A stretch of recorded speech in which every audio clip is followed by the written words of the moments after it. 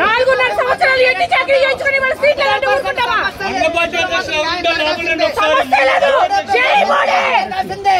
100% party కోసం కష్టపడిన మనిషి, ఆయనకి న్యాయం జరగాల్సిందే. ఇంకెవరికి ఇస్తారు? మోడీ గారికి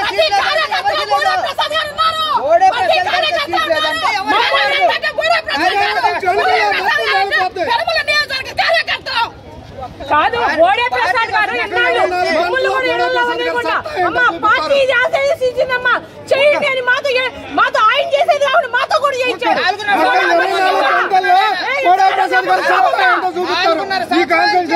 ఆయన తిరిగేది కాకుండా మమ్మల్ని కూడా చెప్పాడు. చంద్రబాబు నాయుడు గారు పెట్టిన ప్రతి మ్యానుఫాక్చరింగ్ కూడా బోడే ప్రసాద్ గారు నెరవేర్చేలా లేదా సార్? మీరు ఒక్కసారి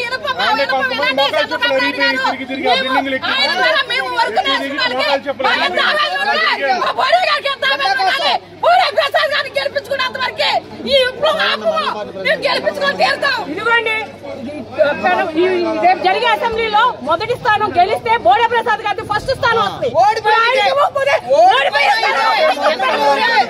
గెలిచిన ఫస్ట్ పెనమలూరే,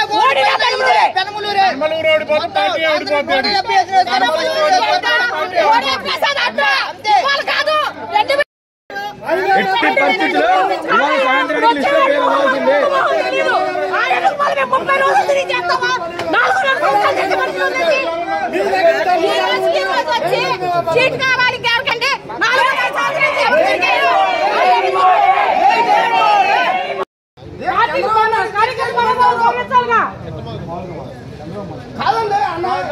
మనోభావాలు గౌరవించాలిగా. కార్యకర్త మనోభావాలు గౌరవించి ఇస్తానన్నాడు. ఇవాళ గౌరవించుకుని ఎవరు